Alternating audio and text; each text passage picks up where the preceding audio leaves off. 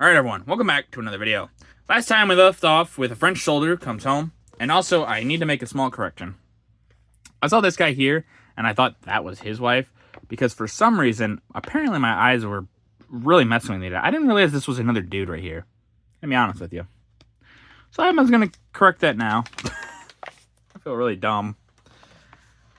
Anyway, we're now on to besieged Japanese commit harakiri. August 6th, 1944.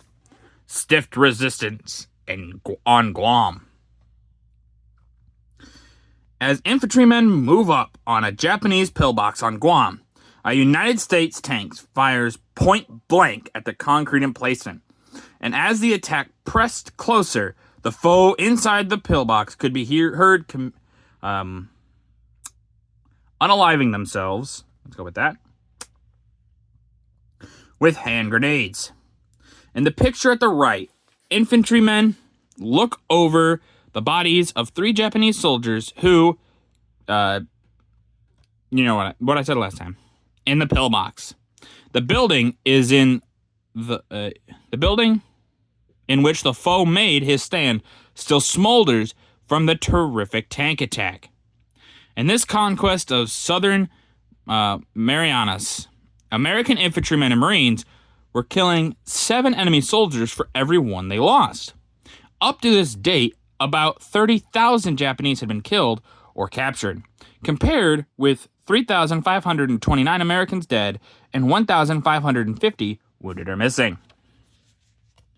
Yeah, so the Japanese really surrender was never an option.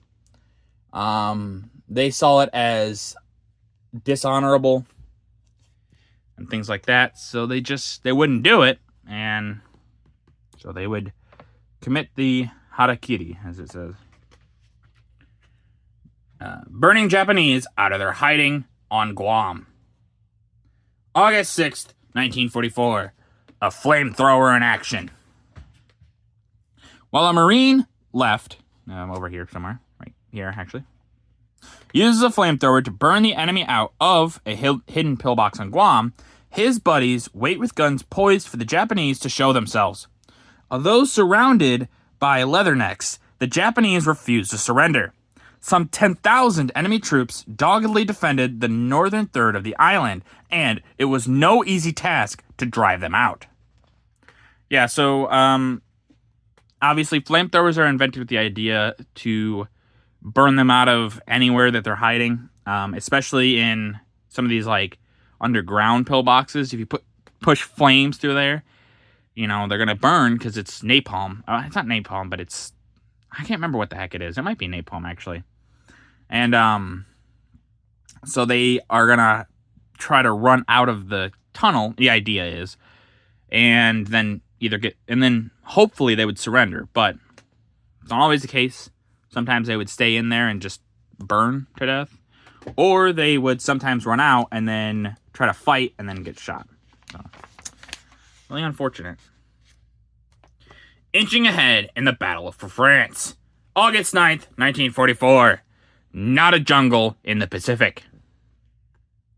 A battle of the hedgerows take place near Mortagne, France, as American infantrymen rush from their hedgerow to an enemy-held point. The heavy foliage, and the shadows make the scene reminiscent of New Guinea, instead of the countryside in Brittany, where the Americans were making a concentrated drive after breaking out of Normandy.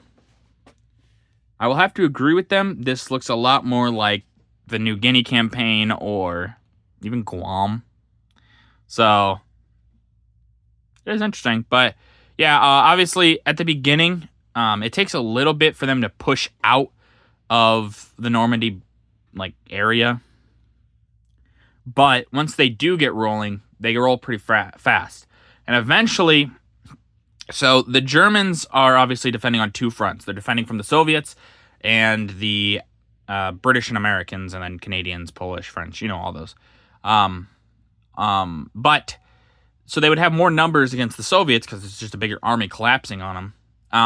what they would tend to do is have less numbers against the Americans and stuff, and they would also more likely just give up there rather than the Soviets, because nobody wanted the Soviets to capture them because they were a little brutal for obvious reasons. An embarrassing moment for this Nazi. August 9th, 1944. He looks disgusted with the war.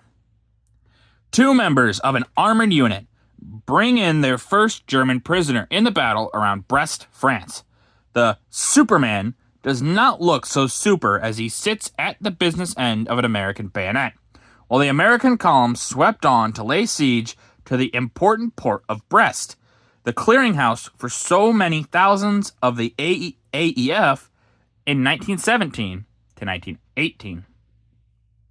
So, AEF, American Expeditionary Force, is what I believe that is supposed to be. Obviously, First World War, the Americans were where we were. That's basically what they're saying.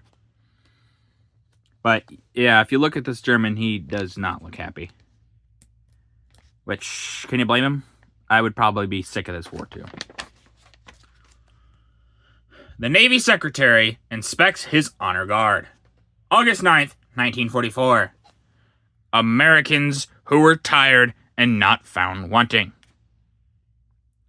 With the wreckage of Leghorn in the background, Lieutenant General Mark W. Clark, commander of the 5th Army, and Secretary of the Navy, James V. Forstall, inspect troops of the 100th Infantry Battalion, composed of Americans of Japanese descent.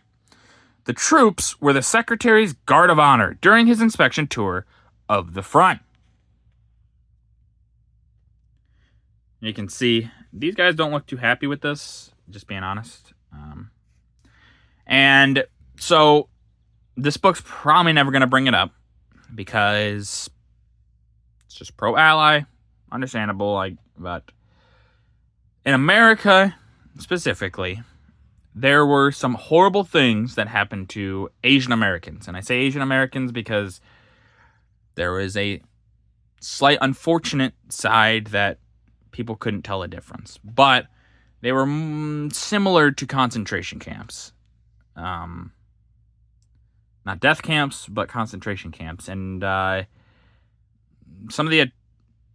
it's pretty horrible what happened to those people. They were treated awfully just because of who they are, and even though they didn't do anything. Now, were there some people that were probably spies? Yeah, of course. But the amount of people that were spies versus weren't, it's a big disparity. It's really unfortunate, too. And some of those people weren't even Japanese. They were Chinese, the Koreans. Anyone that was Asian American, especially in the West Coast, were treated pretty awfully because they thought, oh, they're Japanese spies. Pretty bad. A soldier of 17 and 18 beckons the Americans on. August 1944. The Yanks are rolling along. In the picture top, the French soldier and the memorial to the men of the First World War seems to beckon his American allies on in their advance against the Germans as American tank destroyers roar past his post in a French village. Below, up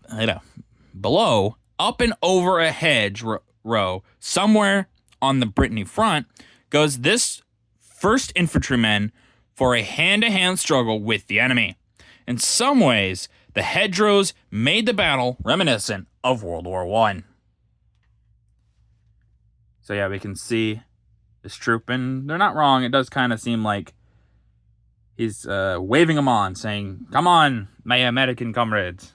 It's not very French, but... And I do agree with them. The hedgerow scene here kind of looks like up and over. Once again, like they said, up and over. Going into the first like the First World War. Which, if it wasn't for the fact of how fast the Soviets were collapsing on the Germans, honestly, this war could have turned into another World War I. Just being honest, it was very possible. It didn't end up that way, but it easily could have. But with that, that's going to do it for this video. If you guys liked the video, leave a like. If you didn't, leave a comment. Tell me what I got to improve upon. I always appreciate your feedback. And as always, subscribe. It really does help out the channel. Thank you.